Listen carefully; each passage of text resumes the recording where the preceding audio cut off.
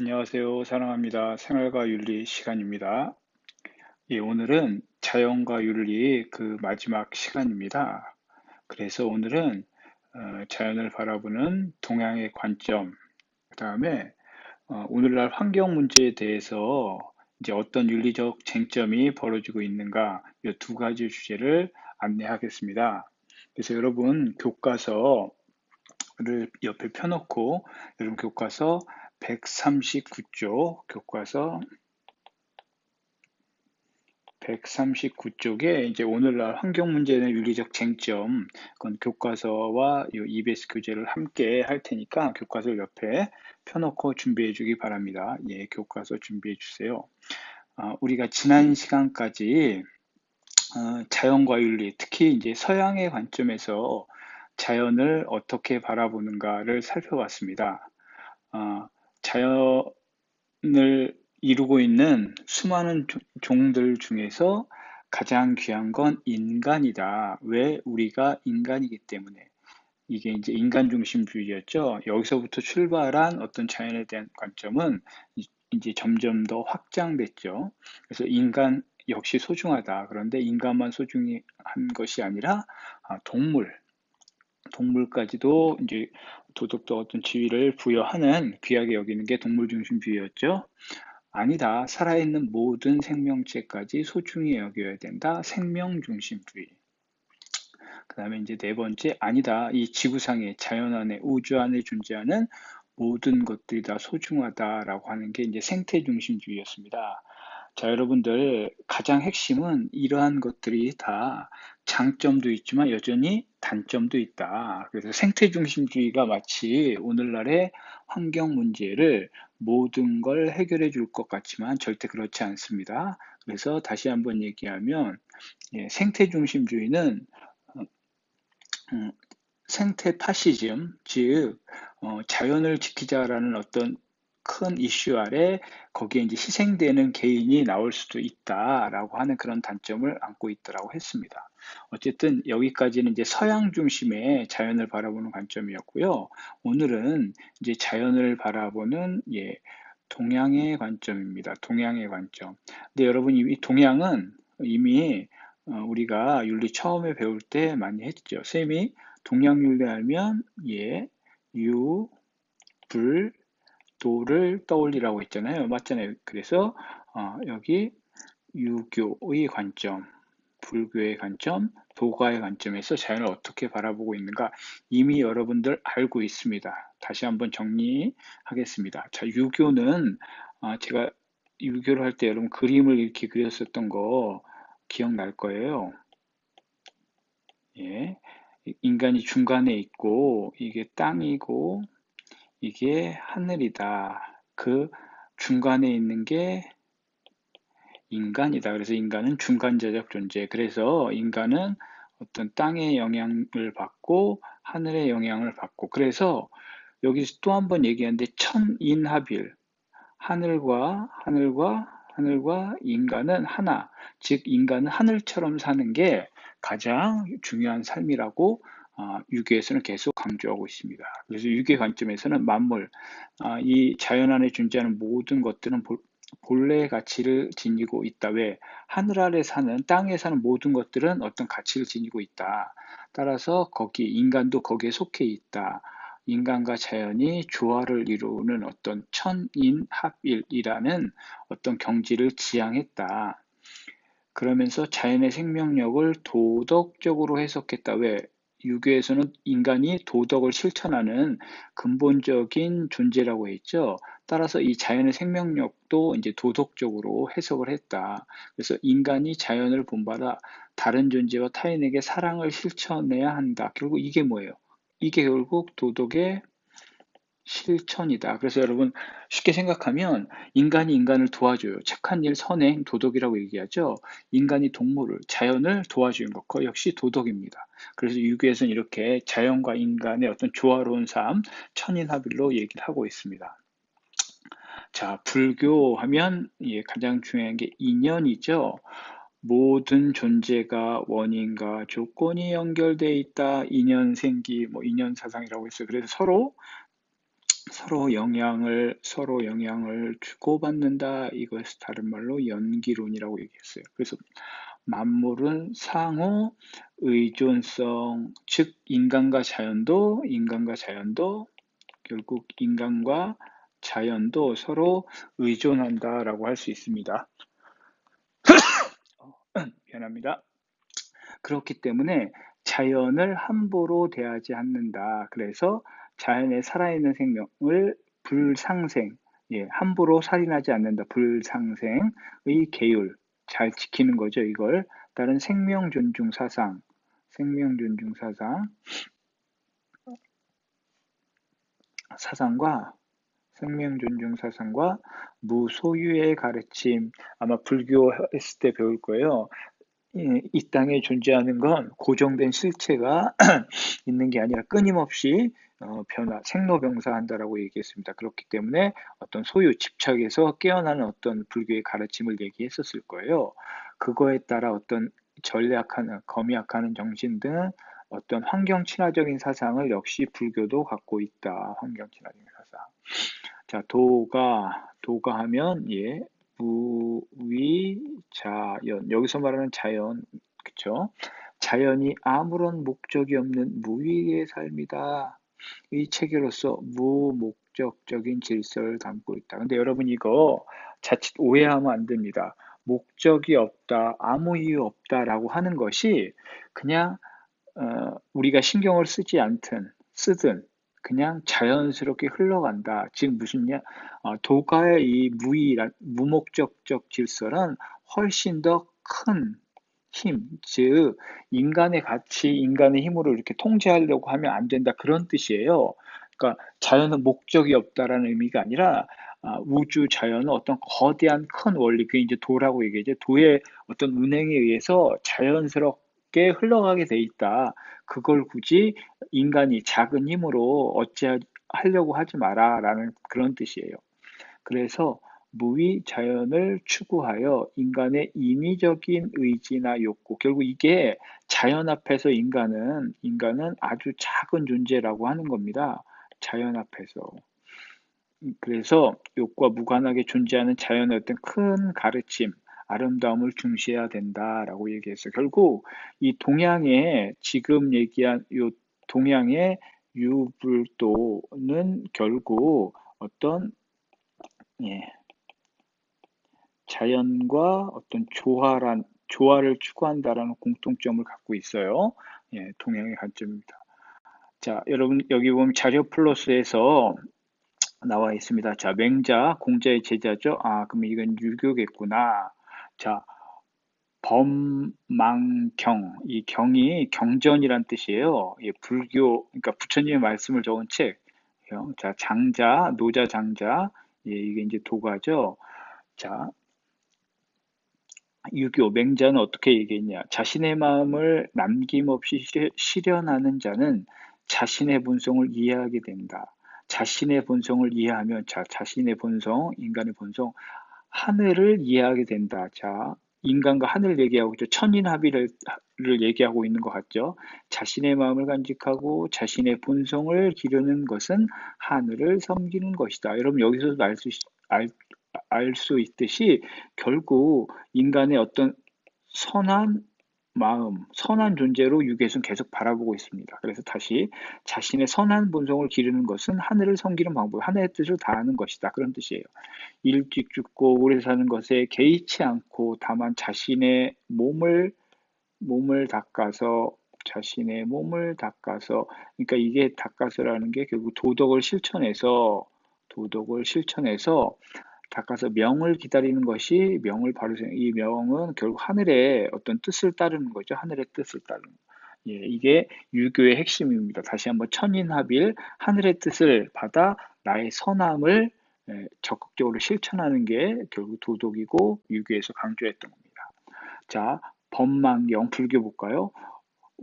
온갖 모든 중생이 다 나의 아버지요 어머니거늘 그들을 잡아서 먹거나 해치는 것은 곧 나의 부모를 서로 연결돼 있기 때문에 예, 부모, 자식 모두가 될 수 있다 그런 뜻이죠. 해치는 것이며 또한 나의 옛 몸을 먹는 것이다. 모든 땅과 물은 다 나의 모든 땅과 물 결국 이 자연에 있는 것도 결국 나와 나의 몸이라는 건 나와 연결되어 있다는 뜻이죠. 그래서 모든 온기와 존재는 다 나의 본래의 몸이다. 본래의 몸이다.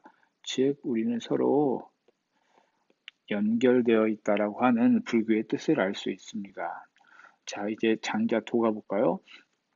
스스로의 덕을 소중히 스스로의 덕, 이 스스로의 덕이라고 하는 건 결국 자연이에요.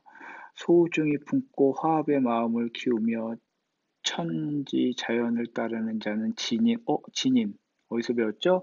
예, 완성된 인격체, 도가에서 추구했던 완성된 인격체, 진인, 뭐 신인, 천인 이렇게 불렀었죠. 이게 어, 유교에서는 어, 성인, 군자 그렇게 불렀고요. 예, 불교에서는 보살 이렇게 불렀듯이 이 도가에서는 자연의 어떤 큰 깨달음대로 살아간 사람을 이렇게 진인이라고 불렀습니다.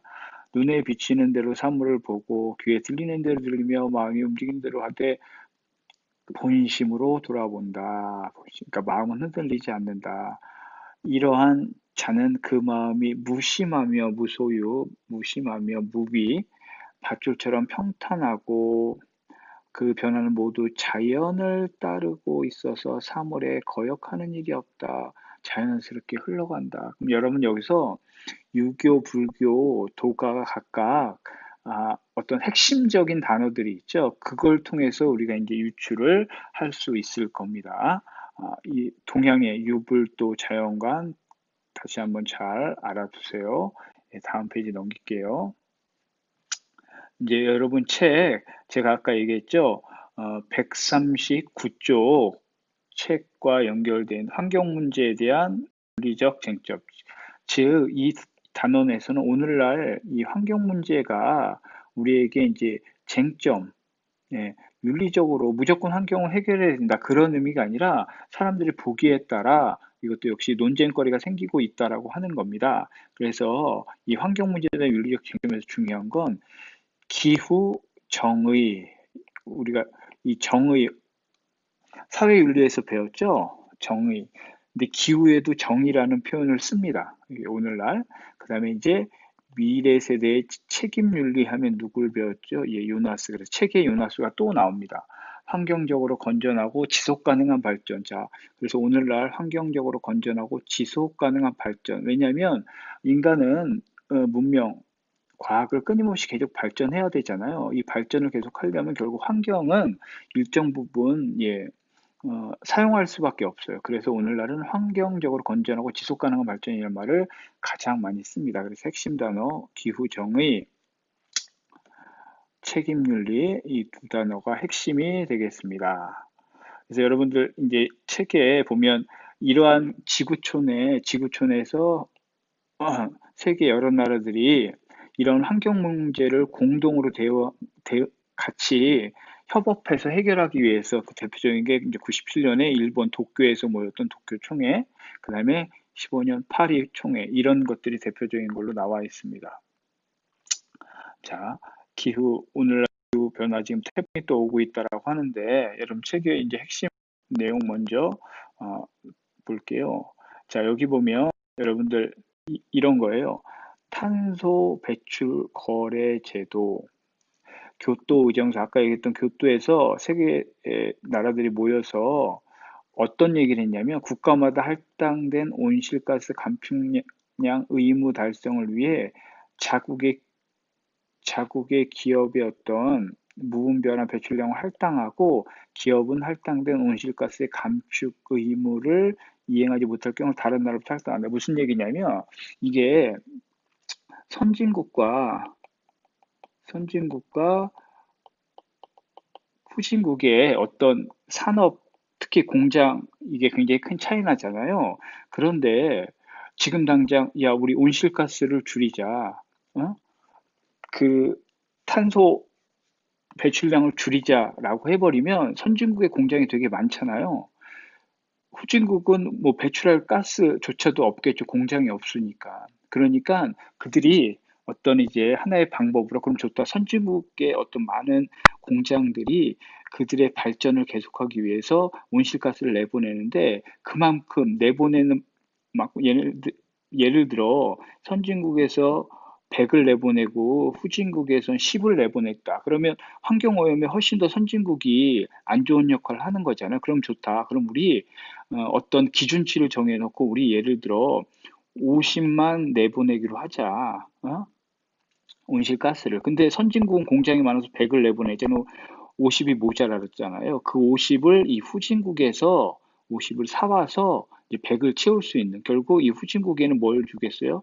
그걸 이제 경제적인 어떤 돈을 지불하면서 그걸 배출권을 사오는 거죠. 결국 이 탄소 배출권 거래 제도가 이 교토의정도에서 만들어졌는데 역시 이걸 비판하는 가장 큰 목소리는요. 역시 이 환경의 어떤 해결도 선진국 어떤 입장에서 바라보고 있다라는 비판을 가하고 있습니다. 그런데 이제 어쩔 수 없겠죠. 이게 그나마 이러한 어떤 현실적인 해결 방법을 제시했다. 그래서 온실가스 감축 뭐 이런 거 얘기하고 있고요. 자, 미래 세대에 대한 책임 윤리 관련해서 여러분들 이 요나스, 자, 요나스는 예, 칸트의 정언명법을 빌려와서 이렇게 얘기했어요. 너의 행위의 효과가 지상에서의 진정한 인간의 삶의 지속과 조화될 수 있도록 행해하라. 그러니까 칸트의 정언명법을 빌려와서 이렇게 너의 행위의 효과가 인간 생명 미래 가능성에 관해 파괴적이지 않도록 즉 우리 후손들도 지구에 살아가야 하기 때문에 계속적으로 살아가야 하기 때문에 그 책임은 우리 현 세대가 지녀야 한다. 그래서 인류 존속을 위해 현 세대의 어떤 잘못으로 미래 세대가 생존할 수 없을지 모른다는 어떤 두려움을 갖고 어, 검소한 생활, 절제, 소비 생활을 길러야 한다라고 얘기했습니다. 결국 이러한 개발과 보존의 어떤 딜레마를 잘 해결하기 위해서 우리가 이제 노력을 해야겠다라고 지금 교과서에도 얘기를 하고 있습니다. 자, 수능 교재도 볼게요. 여러분 프린트. 오늘날 이 환경 문제의 원인은 인간이 어떤 도구로 여겼죠, 자연을. 거기서부터 발생됐다. 그 다음에 이제 산업화와 도시화로 인해서 생태계가 이제 파괴됐다라고 여러분 알고 있어요. 오늘 환경 문제의 특징, 한 5가지로 얘기하고 있네요. 자, 첫 번째, 지구의 자정 능력. 자정 능력이라고 하는 건 스스로, 깨끗해지는 능력이에요. 지금 무슨 얘기냐? 여러분, 물도 어느 정도 오염되더라도요, 자연스럽게 그냥 놔두면 스스로 깨끗해져요. 그게 자정능력으로 해요. 근데 자연도 마찬가지였어요. 어느 정도 오염이 됐어도 환경 오염이 됐어도 시간이 지나면서 회복됐는데 이제 그 범위를 넘어서 버리죠. 자정 능력을 넘어서 회복하기가 어려워졌다. 이게 환경 문제의 첫 번째 특징. 두 번째, 전 지구적으로 영향을 끼치는 초국가죠. 그쵸? 어느 한 국가만 영향을 받는 게 아니라 국가를 초월한다. 선진국이든 후진국이든 다 영향을 받는다. 3번, 다양한 원인으로 환경 문제가 발생하고 있죠. 뭐 인간의 쓰레기부터 공장 폐수, 갖가지 모든 것들이 어떤 환경을 오염시키는 원인이 되고 있다고 해도 과언이 아닐 정도로 복잡해지고 있습니다. 오늘 환경 문제 특징이에요. 그다음에 네 번째, 장기간에 걸쳐 발생하는 만큼 또 회복하는데 많은 어려움이 있다. 시간도 돈도. 그다음에 현 세대만 국한된 게 아니라 미래 세대까지 연결된다라는 오늘 환경 문제의 특징 5가지 정도로 얘기를 하고 있습니다. 자, 기후변화. 기후변화의 원인 여러분 과학 시간에도 배웠을 거예요. 온난화, 온실가스 이런 것들. 이걸로 인해서 홍수, 가뭄, 해일, 자연재해, 생태가 교란, 농작물, 해수면 상승 이런 문제점이 발생하고 있죠. 자, 기후정의란 기후변화에 따른 불평등을 해소함으로써 실현되는 정의로 기후변화의 문제를 형평성에 맞춰 지금 무슨 얘기냐? 어쨌든 환경도 기후도 이렇게 영향을 받는 게 선진국에 비해서 후진국이 훨씬 더 큰 영향을 받고 있다라는 거예요. 그 피해는 상대적으로 이 개발도상국가 경제적 약자에게 훨씬 더 많은 영향을 미치고 있다. 그렇기 때문에 오늘날 이또 정의의 관점에서 기후도 접근해야 된다. 그래서 이런 기후 정의를 실현하기 위해서는 기후변화로 고통받고 있는 나라의 지원을 확대하고 특히 약자, 여성, 어린이, 노동자, 취약계층이 기후변화 영향을 최소화하게 노력해야 된다. 약자를 위해서. 그래서 그러한 노력을 기울인 게 이제 기후변화 해결 이런 노력들을 해왔다라고 하고 여전히 지금도 지속적으로 하고 있다라고 하는 겁니다. 여러분 그래서 이제 이 단원은 자연과 윤리 단원이었습니다. 자연과 윤리 단원.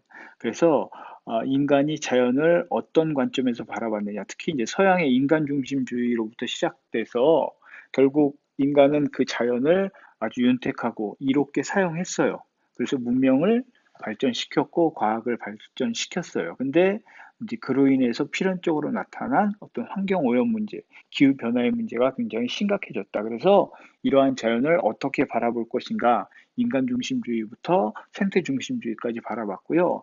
또한 이런 서양 중심의 관점이 아닌 동양의 관점은 유교나 불교나 도교나 역시 자연을 하나의 함께 공존하는 대상으로 바라봤다라는 큰 특징을 알 수 있었습니다. 또한 오늘날 이러한 기후변화가 결국 강자들, 보다는 약자들에게 훨씬 더 큰 피해를 주고 있기 때문에 약소국, 약자들을 위해서 그들에게 더 어떤 어, 절실함이 해결점을 찾아줘야 한다. 그래서 기후정의라고 하는 어떤 새로운 용어도 여러분 알게 됐습니다.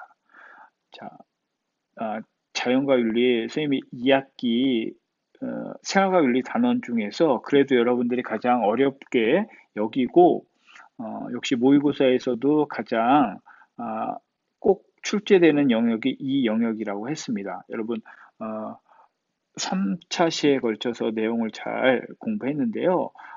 잘 이해 안 되는 부분은 영상 강의를 다시 듣거나 아니면 이제 문제를 풀어보면서 확실히 이해하고 넘어갈 수 있도록 합니다.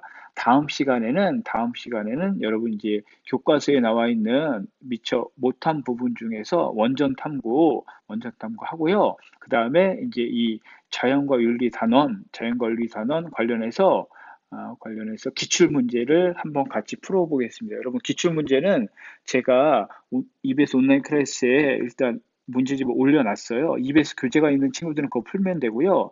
다만 여러분들 그 한글 파일로 작업을 할 수가 없어서 PDF 파일로 올려놨거든요. 일단 PDF 파일을 보고 여러분들이 이제 학교 등교하면 제가 프린트로 다시 만들어서 줄 거예요. 여러분들 기출 문제는 아직 여러분들 안 받았잖아요. 그래서 학교 나오는 날 이건 다시 인쇄해서 종이로 드릴 테니까 일단 PDF 돼 있는 파일을 먼저 풀어보고 여러분들 내용을 이해하도록 합니다. 예, 오늘도 수업 듣느라고 고생 많았습니다. 감사합니다.